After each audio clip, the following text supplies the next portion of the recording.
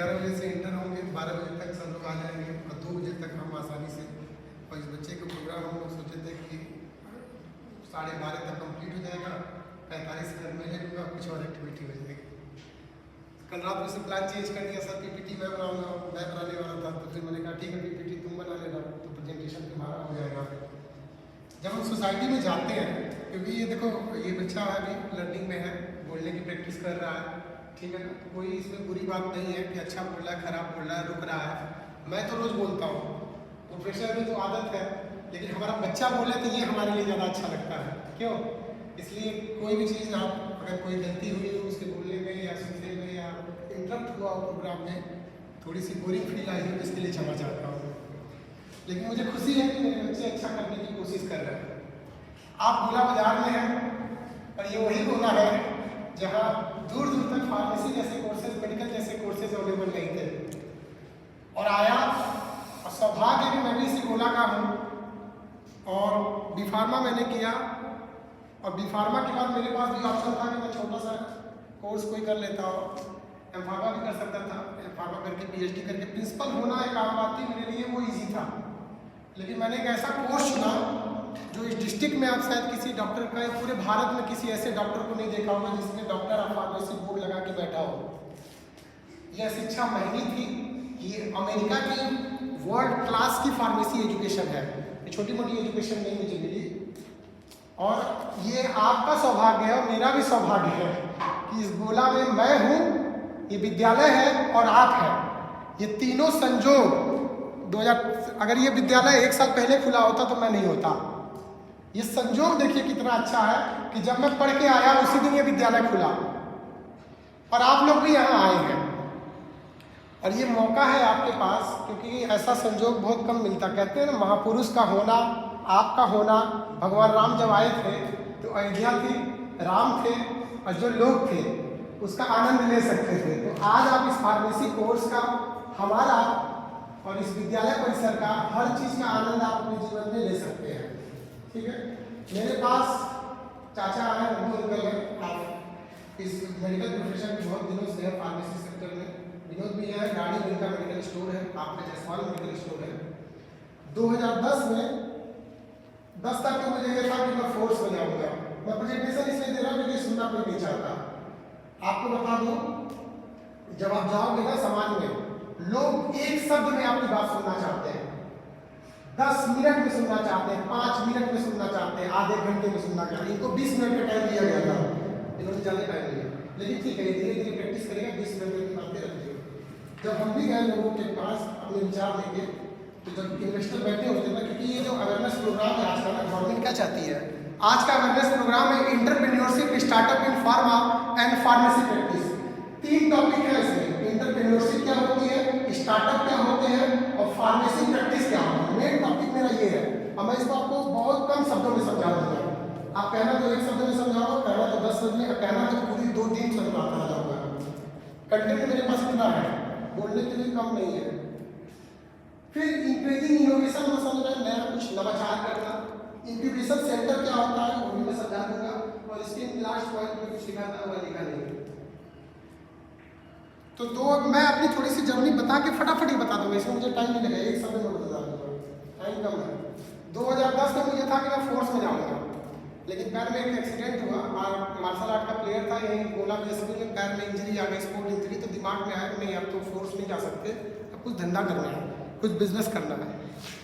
तो बिजनेस करने के लिए मैंने जो देखा था ना, मैंने लोगों को, बिजनेस में एजुकेटेड लोगों को अपनी ज़िंदगी में नहीं देखा था, जिसके पास बहुत MBA की डिग्री हो और करता हो। हमारे एक सारदा अस्पताल में अनूप चाचा थे, और एक चाचा आप हैं, इनके भाई है राजेश जायसवाल जी। इन लोगों को मैं देखा था कि ये लोग बिजनेस करते थे और इनके यहाँ डॉक्टर्स आते थे काम करने के लिए। तो मुझे लगता था इनसे मैं सीखूंगा। तो अपनी मम्मी से रिक्वेस्ट किया, हाई कोर्ट की परीक्षा पास करने के बाद कि मम्मी मैं राजेश अंकल जी के पास जाके कुछ सीखना चाहता हूँ, बिजनेस करना सीखना चाहता हूँ, क्योंकि पढ़ने में इंटरेस्ट नहीं था मुझे कतई। उनके पास 2015 तक मैं था। चाचा जानते हैं कि वहाँ ये लोग कहीं बाहरी आदमी नहीं हूँ। 2015 तक मैंने उनके यहाँ अस्पताल के संबंधित वो सारे काम सीख लिए जो एक आदमी को सीखना चाहिए। एज ए कंपाउंडर जितना भी जानकारी हो सकती थी, OT टेक्नीशियन के तौर पे सब सीख लिया। लेकिन एक चीज़ समझ में आई कि एजुकेशन नहीं है तो इज्जत नहीं है। उस समय फील किया, मैनेजर तो था मैं जसवाल हॉस्पिटल का उस समय, मैनेजर था, पीआरओ का काम कर रहा था, लेकिन एक चीज़ समझ में आया कि एजुकेशन पैसा होना सब कुछ नहीं है, शिक्षा भी होना बहुत जरूरी है। तो दिमाग में आया कि क्या करूँ, तो एक मुझे कोर्स, हर कोर्स में मैं जा सकता था, लेकिन लोग कहते हैं ना फार्मेसी में लोग बाई डिफॉल्ट आते हैं, नहीं निकलता है तो आ जाते हैं। मैं फार्मेसी बाई चॉइस आया हूँ, अपनी स्वेच्छा से, क्योंकि ये एक ऐसा बिजनेस था जिसमें इंडिपेंडेंस था, किसी का कोई सहारे की जरूरत नहीं थी। आप 2 साल का कोर्स करके भी एक अपना बिजनेस सेटअप कर सकते हो, इससे अच्छा कुछ नहीं था। नर्सिंग कर लो, डॉक्टर चाहिए, डीएमएलटी कर लो, डॉक्टर की डिग्री चाहिए तब खोलोगे, लेकिन फार्मेसी में ऐसा नहीं।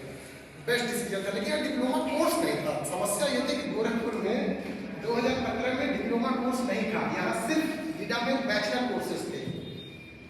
तो मजबूरी में मुझे बैचलर में KITM में एडमिशन लिया, बैचलर किया। बैचलर होने के बाद कंप्लीट हो गया, बिजनेस में आ गए, वो मसला नहीं है। कोविड में एक कंपनी इस्टेब्लिश की, काम किया हूँ यहाँ पे, लर्निंग बहुत अच्छी रही, एजुकेशन लिया। एजुकेशन B.Pharma के बाद 40 जैसा कोर्स मैंने चॉइस कर लिया। एक सवाल मैं आपसे पूछता हूँ और इस पर ध्यान दीजिएगा। ये तो मेरे खैर MD सर को बहुत बहुत धन्यवाद है, आज तक इन्होंने ये नहीं पूछा मुझसे कि तो जो तुम कर रहे हो गलत है या सही है। सबसे बड़ी बात है कि जब परिवार का भरोसा आपके साथ हो, अपने MD सर का भरोसा आपके साथ हो, तो आप कुछ भी कर सकते हैं। ठीक है, तो ये भरोसे के लिए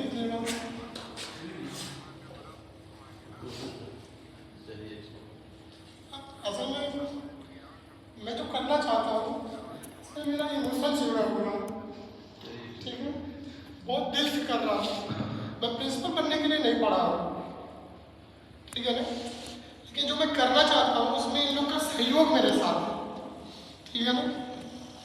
8 साल 10 साल 2010 से लगा हूँ किसी काम को करने के लिए, लेकिन जब कोई विजन और मिशन, आज के बच्चे क्या है, आप मैं सच बताऊँ, आज के युवा हम लोग देखते हैं ना, हम सब अंधे हैं। उस वीडियो में एक चीज़ दिखाया जा रहा था, एक धागा था, उस धागे में पट्टी बनी हुई थी आँख पे।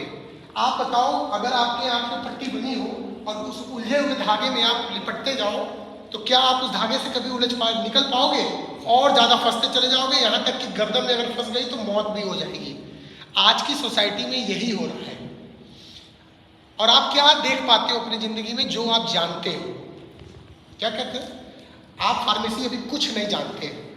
मैं आपको फार्मेसी का गुरु हूँ, PhD इसमें कर रहा हूँ, तो मैं आपको फार्मेसी दिखा सकता हूँ फार्मेसी होती क्या है। और जिस दिन आपने फार्मेसी को देख लिया अंदर से, आप डॉक्टर से भी बढ़िया काम सोसाइटी में कर सकते हो, क्योंकि डॉक्टर तो कर रहा है जो करना है, डायग्नोस्टिक सेंटर कर रहे हैं, फार्मासिस्ट दवा बेच रहा है, लेकिन उसमें नया कुछ करना चाहते हो तो इसके लिए आपको क्या होता है, दिखाई देना चाहिए। कुछ देखोगे तब तो नया करके उसको सही करोगे। इसमें मैं आपकी और ये संस्था आपकी मदद कर सकता है। लोग डिग्री के लिए डिप्लोमा करने आ रहे हैं, बड़ा कष्ट होता है। क्या करोगे डिग्री लेके आप? ये डिग्री लेके क्या करोगे आप? वही दुकान खोल के आपको बैठना पड़ेगा और कस्टमर को वेट करना पड़ेगा। इसी गोला में मैं भी दुकान चला सकता हूँ, चलाया भी हूँ, लेकिन मैं उससे आगे क्यों निकल रहा? क्योंकि मुझे दिखाई दे रहा है कि फार्मेसी सिर्फ दवा बेचना नहीं, इसके आगे बहुत कुछ है। तो इसलिए आपसे अनुरोध है, आज इतने बच्चे आए हैं कम से कम, तो आप कोशिश करके डेली स्कूल आओ और मुझसे जो सीखना है वो सीखो, कि जिससे आप फार्मेसी को देख पाओ। आप अंधे ना रहो, आप देख पाओ, तभी आप नया नवाचार कर पाओगे। तो कुछ आज का टॉपिक जो है अवेयरनेस लेके है, एंटरप्रेन्योरशिप क्या होता है। आप जो व्यापार करते हैं वो एक बिजनेस है, हीरो की व्यापार है, स्कूल का मान लो कोई न्यू बिजनेस है, ये सब क्या है, एक बस बिजनेस है। लेकिन इंटरप्रेन्योर वो होता है जो नया करता है, इसको बोलते हैं इंटरप्रेन्योर। जैसे मैं स्कूल सब लोग चला रहे हैं पूरे गोरखपुर में, लेकिन हम उसमें इंटरप्रेन्योरशिप ला रहे हैं। क्यों? डिप्लोमा का कोर्स पढ़ाने के अलावा फालतू थोड़ी है कि आपको ये सब चीजें पढ़ाने जाएंगे। क्यों? हमको तो पैसा 30-40 हज़ार मिल जाएगा आपको थोड़ा पढ़ाने का, लेकिन हम आपको पढ़ाना इसलिए चाहते हैं क्योंकि हम नवाचार करना चाहते हैं, इंटरप्रेन्योरशिप करना चाहते हैं, कि आप अगर हमसे देख के सीखोगे तो आप भी नया करोगे। तो इंटरप्रेन्योरशिप नया करने को ही इंटरप्रेन्योरशिप करते हैं। और फार्मा में आप नया तभी कर पाओगे जब आप फार्मा को देख पाओगे। जैसे मैं कहूँ कि टिंगू टिंगू टिंगू, तो कुछ देख रहा है, लेकिन अभी मैं डोनाल्ड ट्रंप का नाम लो तो आपके दिमाग में चेहरा आ जाएगा, धोनी का नाम लो तो चेहरा आ जाएगा। इसी प्रकार से अगर आप शिक्षा फार्मेसी की लोगे और जैसा आप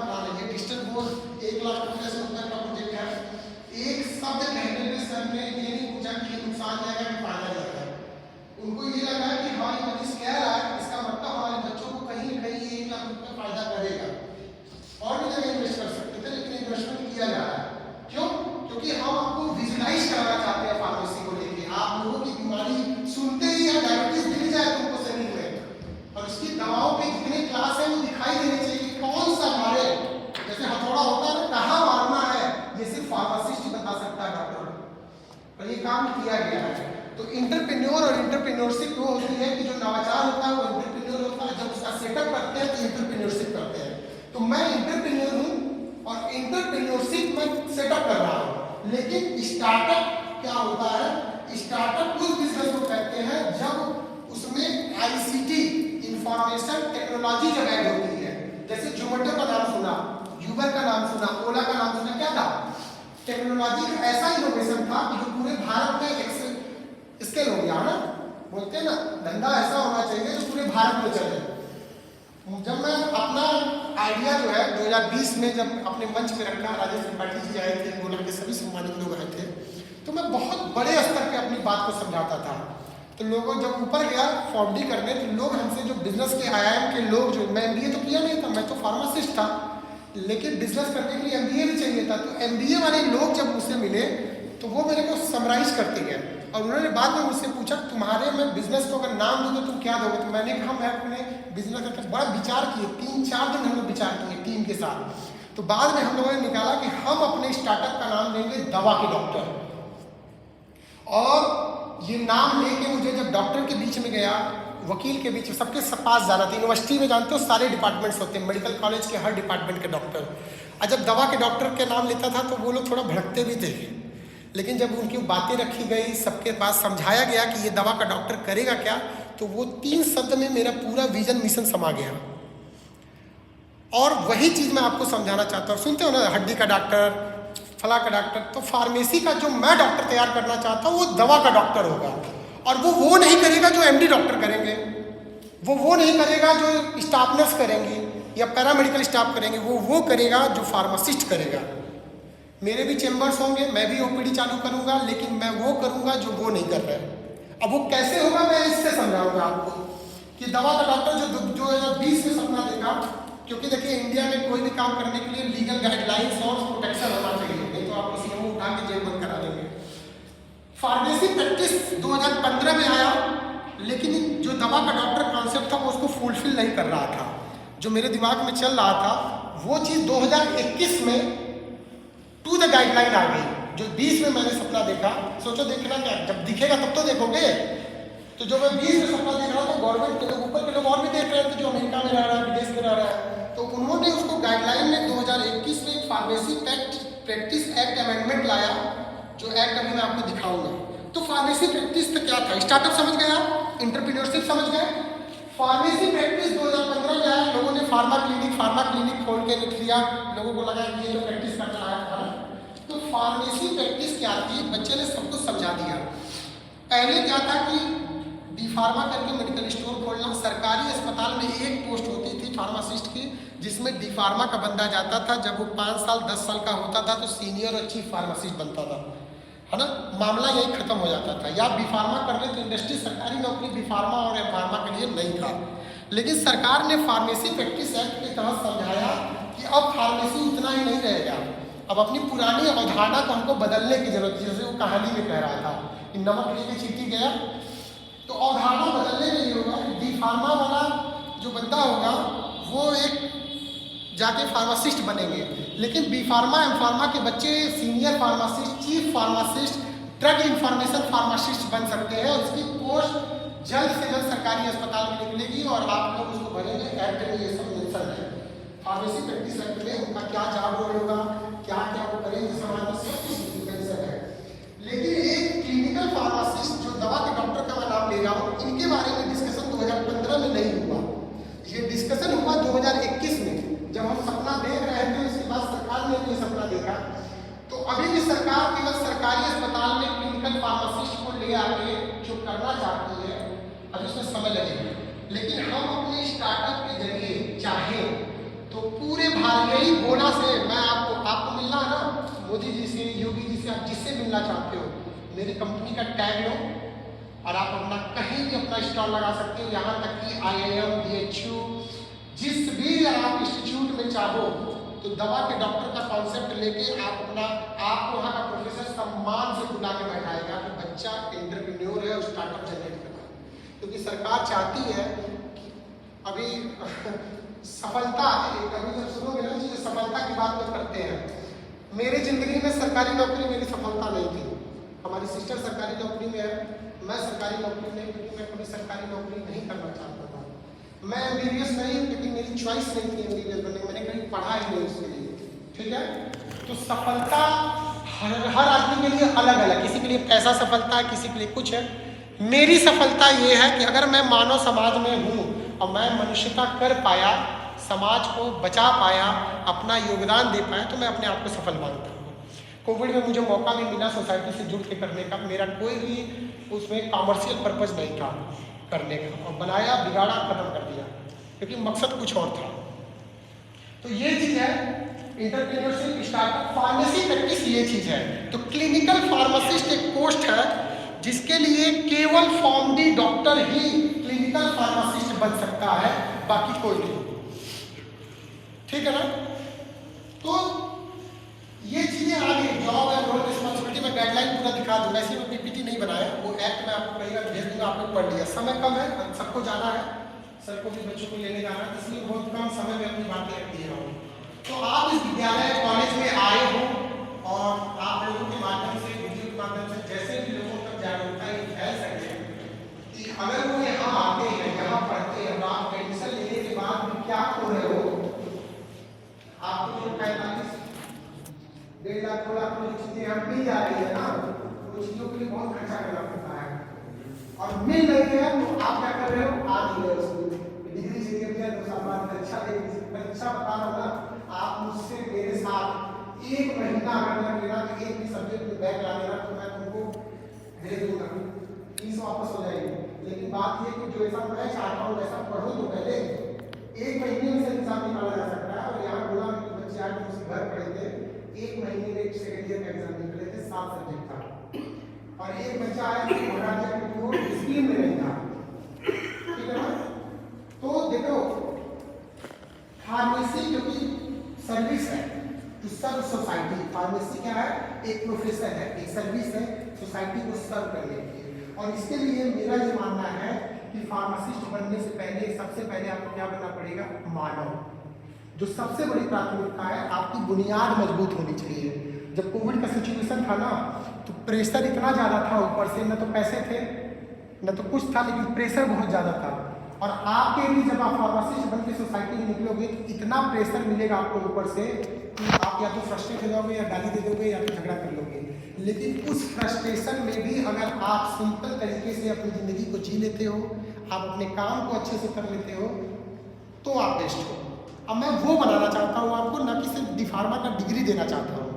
इसके लिए हमारे सर में पीस एजुकेशन प्रोग्राम, जो कि अमेरिकन NGO है और ये वर्ल्ड क्लास के स्टैंडर्ड से बनाया गया है। ये एजुकेशन आप पैसे देकर नहीं खरीद सकते, कोई कितना भी पैसा दे दो, ये एजुकेशन आपको नहीं मिल सकता। ये एजुकेशन आपको तभी मिलेगा जब आपका भाव होगा, आपकी जिज्ञासा होगी।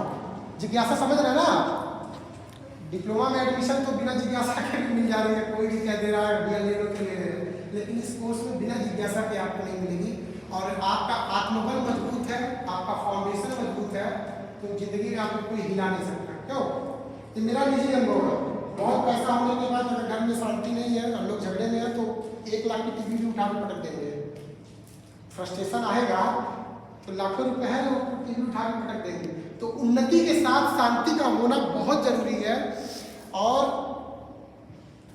बहुत कुछ है संसार में जो सब कुछ दिखाई नहीं देता है।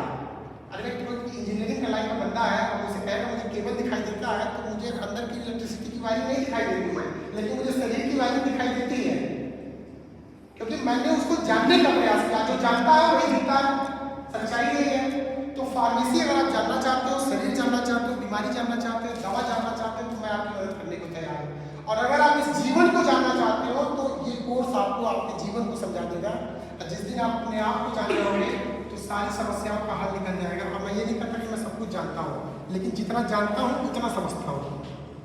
अभी जीवन के भी बारे में 30 साल उम्र है, लेकिन मुझे कभी कभी लगता है कि यार 50 साल की भी उम्र में लोग आज के समय में बहुत झेल रहे हैं। क्यों? क्योंकि वो जानते नहीं है जीवन को कि कैसे जिया जाता है, कैसे रहा जाता है, प्रेशर में भी कैसे हैंडल किया जाता है। तो ये सब प्रैक्टिस की चीज़ है, धीरे धीरे हम आपको इसको सिखाते जाए। इसीलिए ये एजुकेशन कोर्स हम लॉन्च करा रहे हैं। अभी MOU साइन के लिए मैंने भेज दिया है। इसमें सबसे पहले क्या होगा, हमारे यहाँ से फैकल्टी जो होंगी इनका ट्रेनिंग होगा वो फैसिलिटेटर के तौर पर, क्योंकि हर आदमी इसमें ट्रेनिंग नहीं दे सकता, ये बच्चा नहीं दे सकता। पहले उनकी ट्रेनिंग की जाएगी प्रॉपर, जैसे होता है ना डी फार्मा का टीचर वही बनेगा जिसका बी फार्मा क्वालिफिकेशन हो, ऐसे नहीं बन सकता। तो इसमें भी फैसिलिटेटर ट्रेनिंग होगी। जब फैसिलिटेटर तैयार हो जाएंगे आपके कॉलेज के टीचर, तब आपको ये कोर्स लाया जाएगा। तो आज 2 बजे का यही प्रोग्राम है, आप यही कर लो, बाइंड अप करेंगे, ठीक है। तो और कुछ है इसमें नहीं, तो अब मैं रिक्वेस्ट करूँगा एमडी सर को, और विनोद भी आया है, अंकल भी आया है। तो सबसे पहले तो अंकल आपका लेट होगा, तो इसलिए आप थोड़ा सा बोल के बच्चों से तो विनोद भैया आप कुछ तो 2 शब्द बच्चों को, नहीं इस फील्ड से है भैया, प्रोफेशन से है, मैं इनको काफ़ी दिन से जाना, मैं इनके सामने बच्चा रहा हूँ, यही शारदा अस्पताल में आपने रहे हैं काफ़ी दिन तक। इनकी सबसे बड़ी खूबी हमको ये लगती है कि कभी भी इनके पास कोई भी चला जाए, जितना प्यार से इन लोगों को बैठाते हैं और बात करते हैं, मतलब लगता है कि फार्मासिस्ट के अंदर ये तो इनको नेचुरल गुण है, हम तो आपको सिखाने की कोशिश कर रहे हैं, लेकिन वो गुण होना चाहिए कि जब आपसे कोई मरीज मिला ना, तो क्या उन्होंने क्या कहा, आप पैसा दोगे तो घटेगा, लेकिन प्यार दोगे तो बढ़ेगा, सम्मान दोगे तो बढ़ेगा। और मनुष्य क्या दे सकता है, प्यार और सम्मान दे सकता है, ये खूब देते हैं, इसलिए मैं इनको बुलाया था, आए भी हैं। भैया आप 2 शब्द।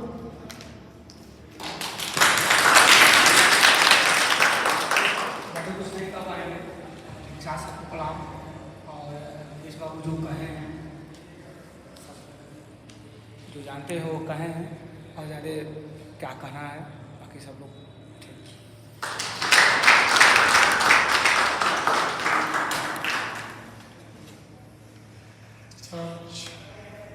प्लीज आप धीरज जी के साथ आए, बड़े पिताजी हैं, बड़े पिताजी हैं, तो आप सर कुछ कहना चाहें तो कर सकते हैं, 10 मिनट का टाइम है।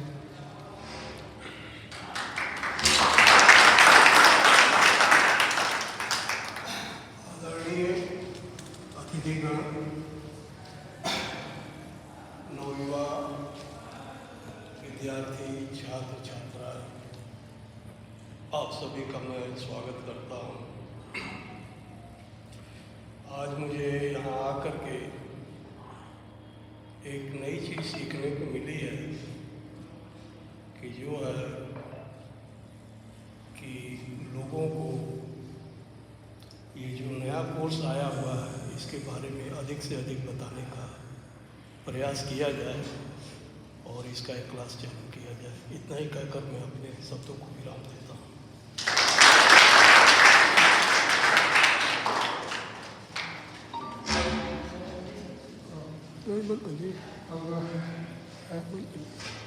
अब मैं अपने एमडी सर से कहूँगा कि आप लोग को आशीर्वाद दें और अच्छी बातें रखें बच्चों के बीच में।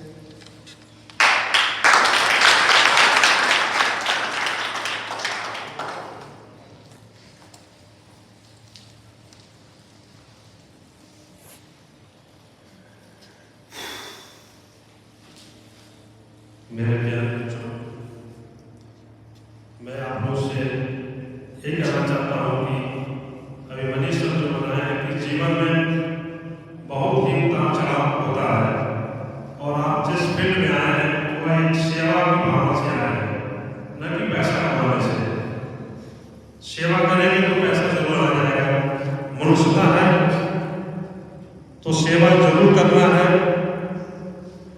और संस्था क्या होती है, संस्था एक निहाई समझते हैं हम लोग, निहाई, हथौड़ा निहाई, संस्था एक निहाई के रूप में होती है।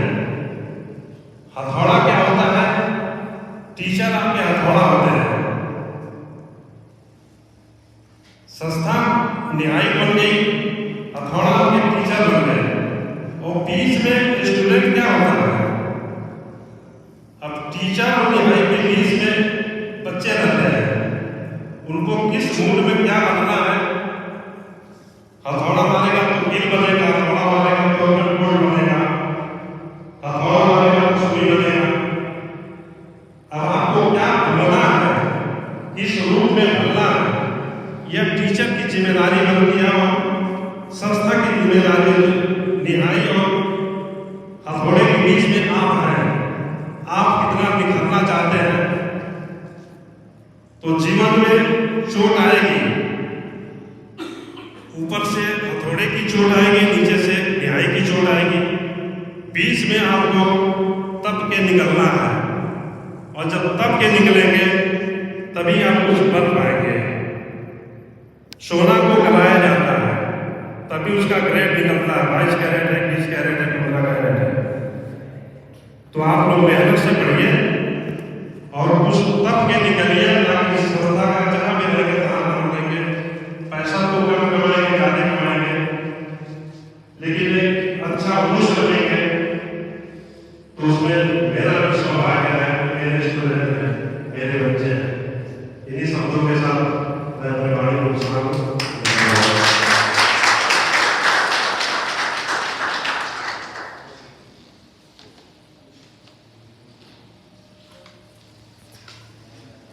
एक लास्ट नारा बोलना चाहूंगा।